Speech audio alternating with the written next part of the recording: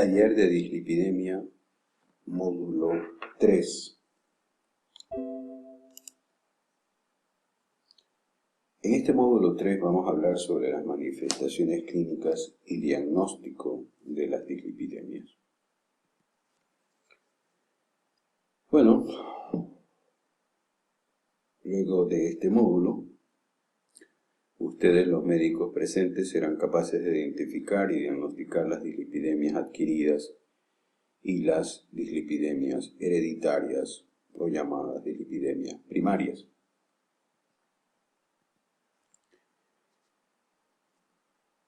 Este módulo está compuesto por dos temas, que es la manifestación clínica y el diagnóstico. Vamos a comenzar con las manifestaciones clínicas. Cuando yo me pregunto qué síntomas ocasiona una dislipidemia, uno se pone a pensar qué síntomas son los que caracterizan a una dislipidemia. Pero la respuesta puede ser que generalmente no existen síntomas. Pueden existir depósitos de grasas en piel y tendones que le llaman santomas, como vemos en las imágenes. O cuando nosotros tenemos niveles de triglicéridos muy elevados, puede ocasionar dolor abdominal, puede haber pancreatitis, inflamación, puede haber una causa frecuente de cansancio, zumbidos de oídos, dolor y ardor de las piernas. Eso como síntomas que puede ocasionar la dislipidemia. No se olviden también de los problemas de mareo.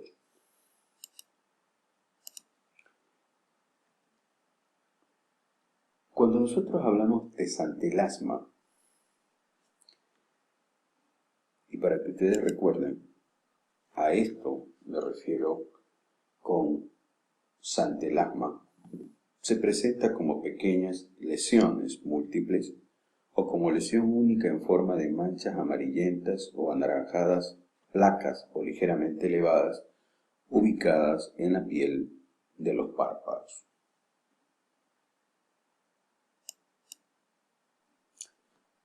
¿Qué entendemos nosotros por santomas tendinosos? Veamos las fotografías. Los santomas tendinosos son nódulos de diversos tamaños que se localizan en los tendones extensores de los dedos de las manos y, en este caso, del tendón de Aquiles. ¿Qué entiende como manifestación clínica o como en el examen físico podemos ver los santomas tuberosos? Veamos las fotos. Estos son los santomas tuberosos, que son nódulos subcutáneos ubicados en la piel de codos, rodillas y tobillos, como vemos en la gráfica. ¿A qué le llamamos nosotros un santoma palmar? Veamos las diapositivas. Son pápulas localizadas en las palmas y de coloración amarillenta de los pliegues de flexión de las manos, y es característico de la dislipidemia tipo 3 o disbeta lipoproteinemia. El arco corneal, vemos estas fotografías, es una fina línea blanquecina, translúcida al comienzo, más gruesa, grisácea, opaca posteriormente, que circunda por dentro del margen de la córnea y en forma completa o incompleta, y es bilateral. Se ha encontrado correlación positiva entre el tamaño e intensidad del arco corneal y los niveles de colesterol total y de colesterol LDL.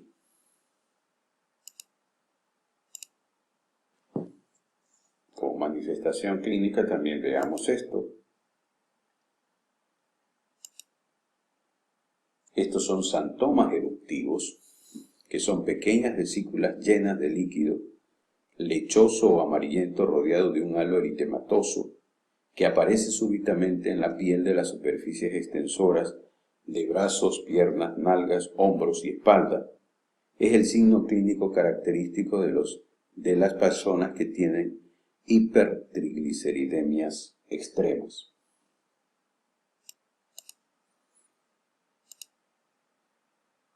Segunda parte de este módulo, diagnóstico de la dislipidemia. ¿Cuáles son los sujetos en los que se debe estudiar el perfil lipídico?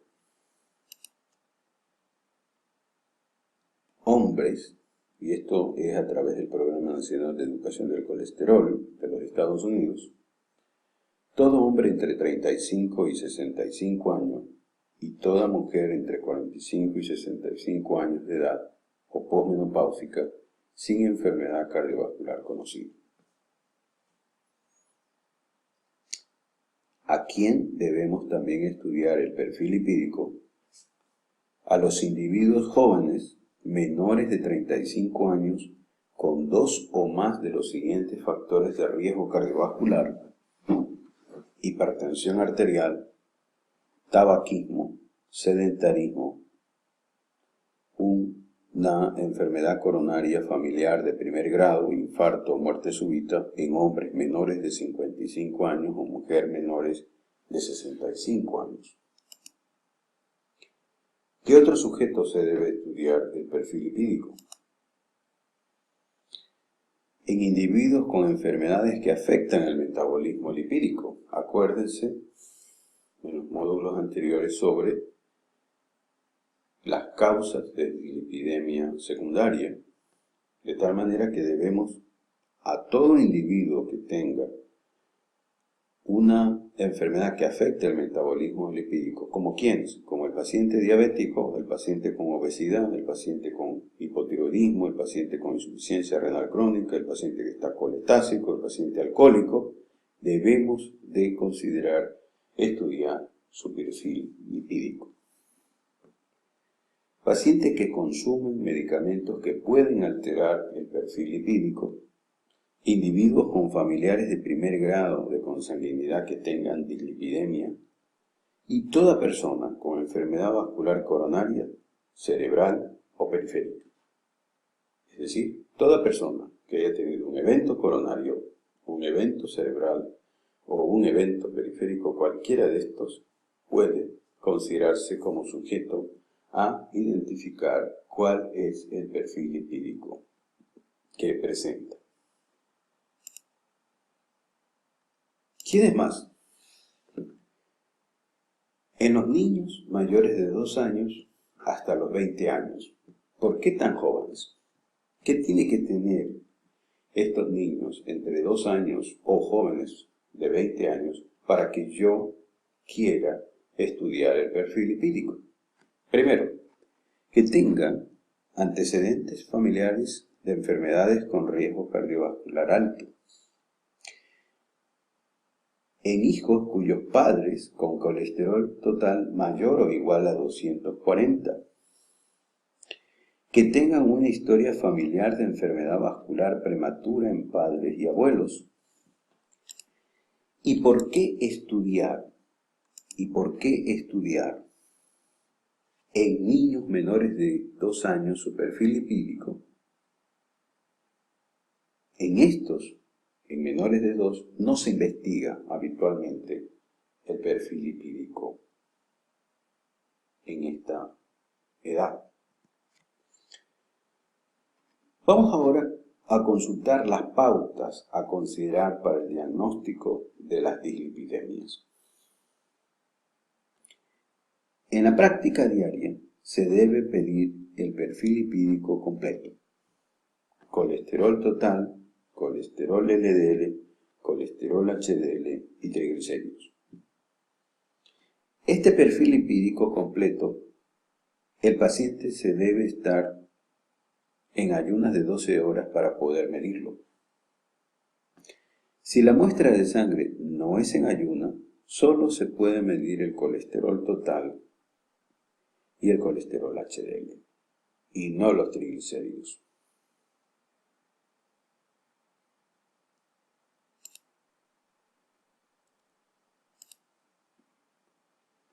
Considerando también las pautas para el diagnóstico de las dislipidemias. Si los triglicéridos están elevados más de 400, hay que solicitar un lipidograma electroforético.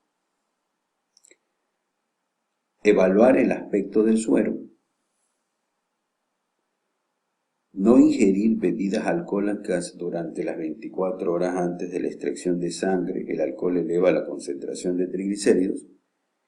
Y con 2 valores sucesivos alterados del perfil lipídico para confirmar el diagnóstico de dislipidemia.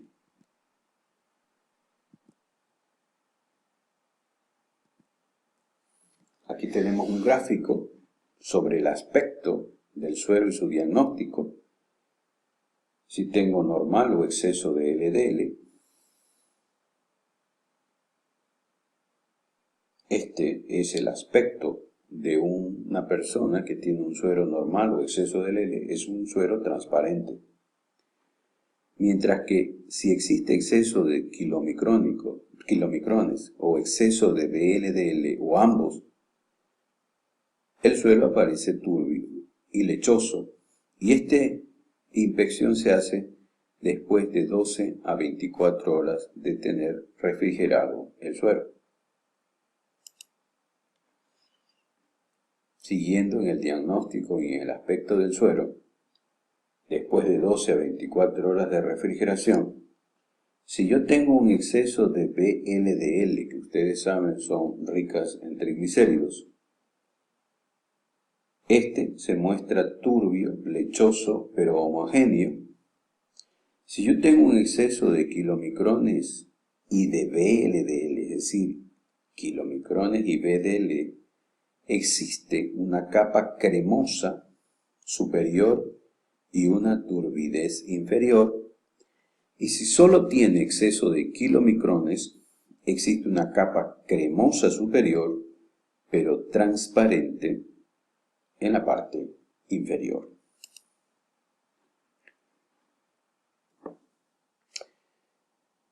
En condiciones de ayuno se encuentran 3 tipos de lipoproteínas.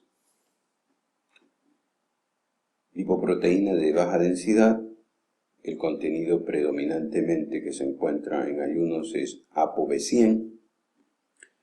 Si hablamos de la lipoproteína de alta densidad, HDL, tiene un predominio de ApoA1.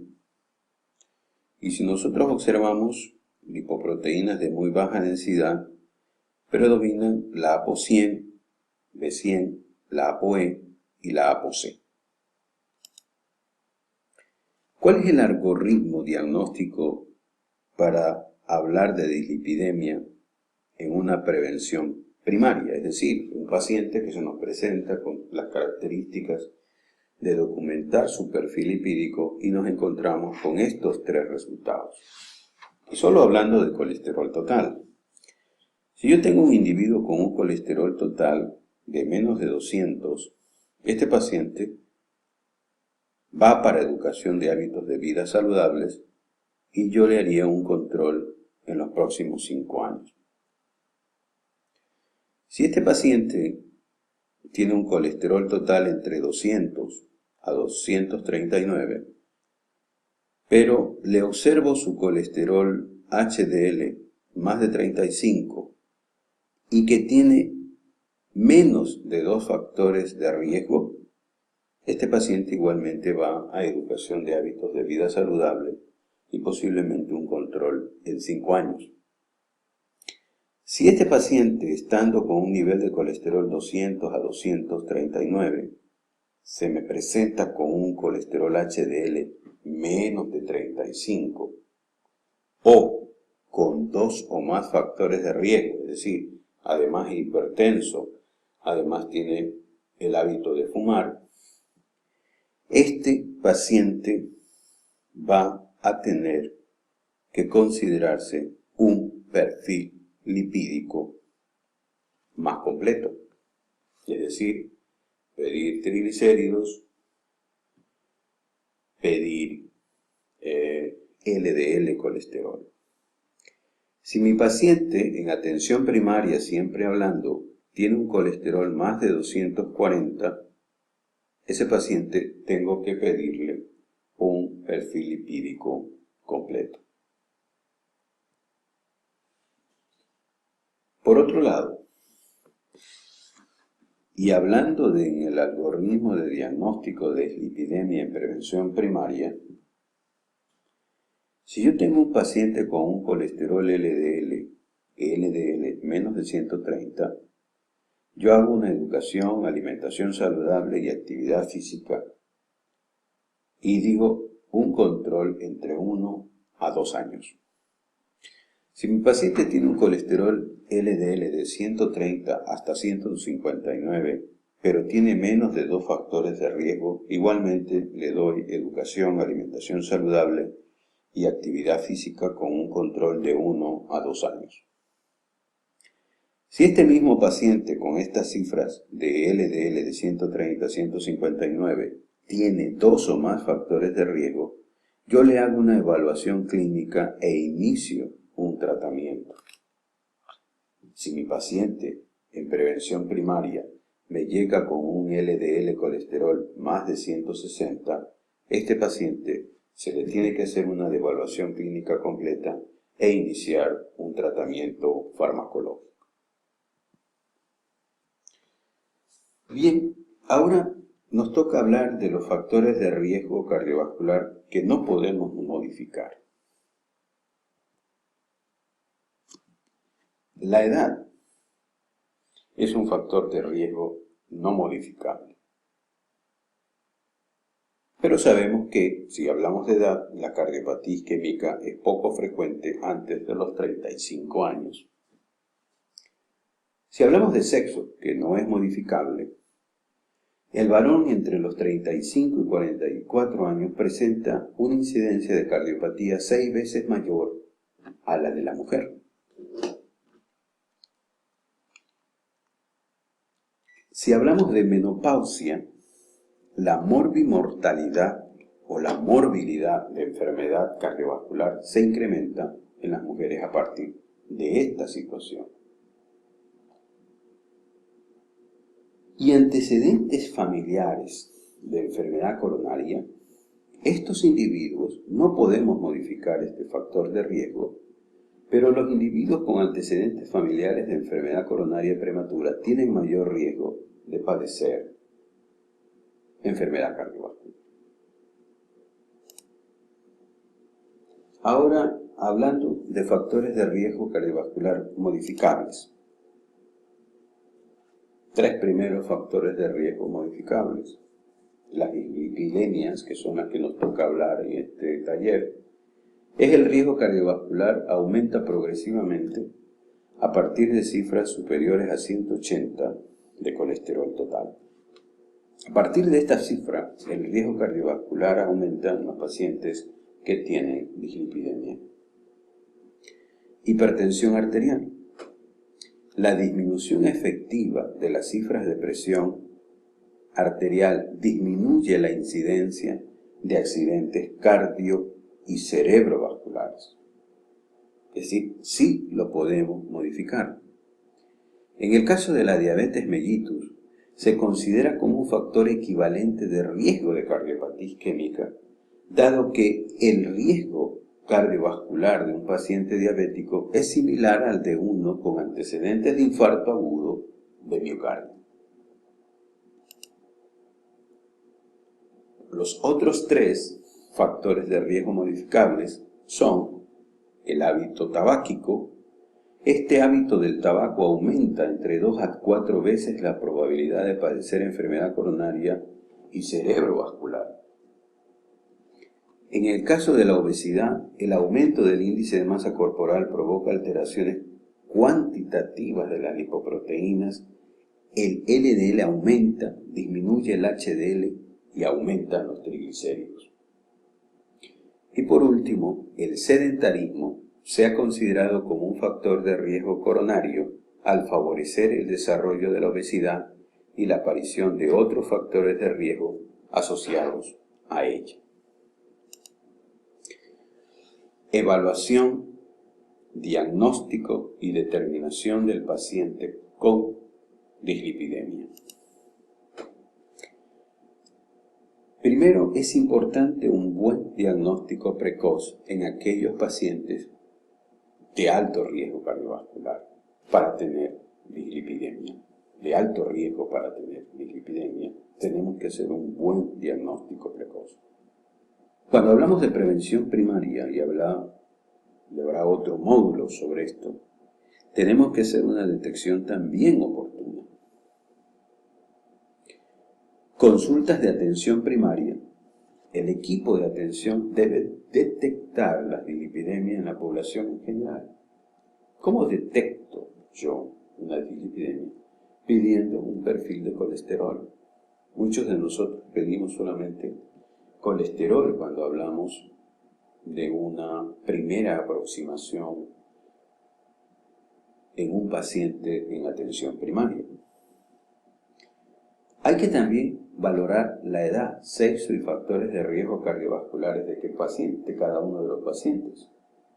No es solamente que nosotros nos enfocamos hacia la dislipidemia para poderla diagnosticar, sino que una vez demostrada la dislipidemia tenemos que también observar la edad, el sexo y los factores cardiovasculares o las comorbilidades que tiene el paciente.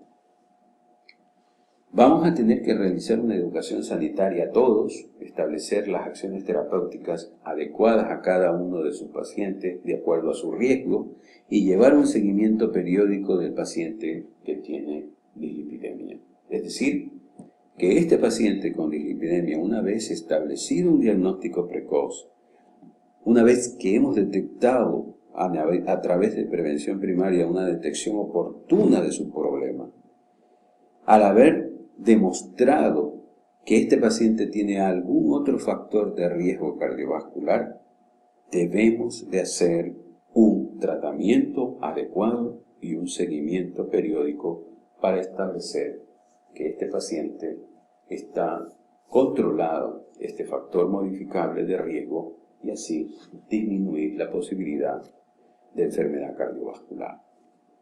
Es decir, tenemos que necesariamente hacer un tamizaje precoz de aquellas situaciones, de aquellos pacientes que podrían tener un riesgo de dislipidemia.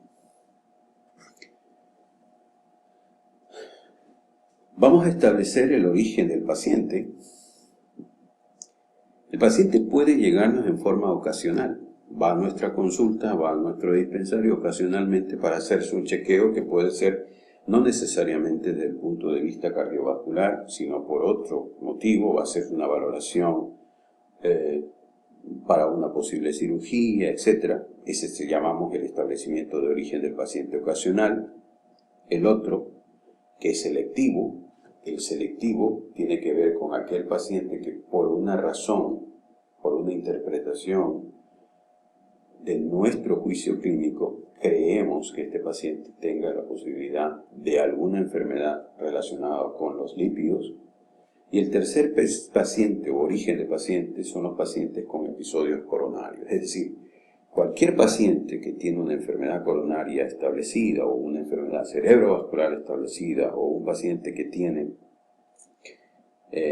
una enfermedad arterial establecida, ese paciente no puede salir sin una evaluación de lípidos, porque posiblemente la causa de ese evento fue por un manejo inadecuado de ese factor de riesgo.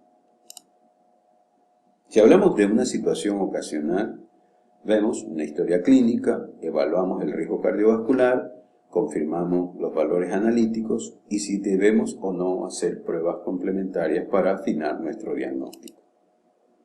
En el caso del paciente selectivo, vamos a tener que hacer una valoración analítica previa, repetir cada 2 o 3 semanas, hay que hacer un diagnóstico diferencial, evaluar factores de riesgo. Y en el paciente con un episodio coronario ya existe un estudio previo posiblemente del paciente, se pasará directamente a establecer objetivos y el tratamiento secundario adecuado para este tipo de pacientes. Aquí tenemos diagnóstico diferencial, solamente para recordar lo que habíamos visto en módulos pasados.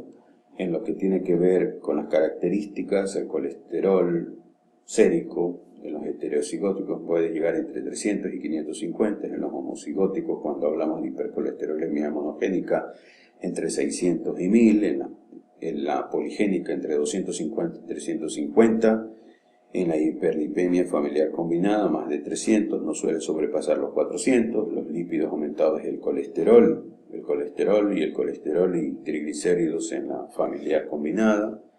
Los síntomas son frecuentes en la hipercolesterolemia monogénica, en la poligénica está ausente, al igual que en la hiperlipemia familiar combinada.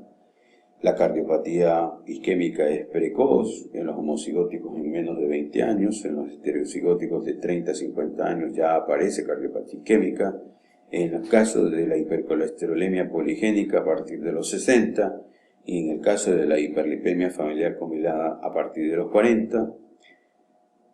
El porcentaje de familiares de primer grado que tienen estas patologías es en el 50% en la monogénica, de un 10 a un 20% en la poligénica y más del 50% en la familiar combinada.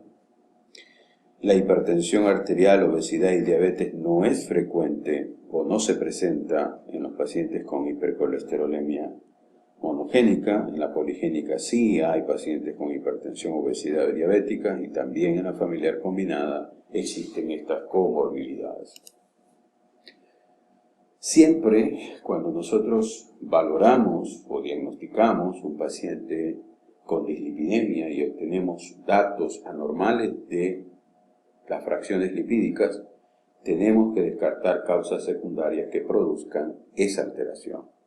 Hacer una buena historia clínica, tener una determinación de glucosa en ayunas, una determinación de urea y creatinina, tenemos que ver proteínas en orina, una función hepática adecuadamente documentada, y no olvidarse de pruebas tiroideas como el TSH para descartar causas secundarias de dislipidemia. Solamente para terminar, aquí tenemos, de acuerdo a la ATP3, los niveles de colesterol deseable, menos de 200, de 200 a 239 límite alto, más de 240 es el límite alto. En el caso de los triglicéridos, menos de 150 es normal, de 150 a 199 es límite alto, de 200 a 499 alto y más de 500 muy alto. En el caso del colesterol HDL, menos de 40 bajo HDL colesterol, y si está más de 60 es un colesterol HDL alto.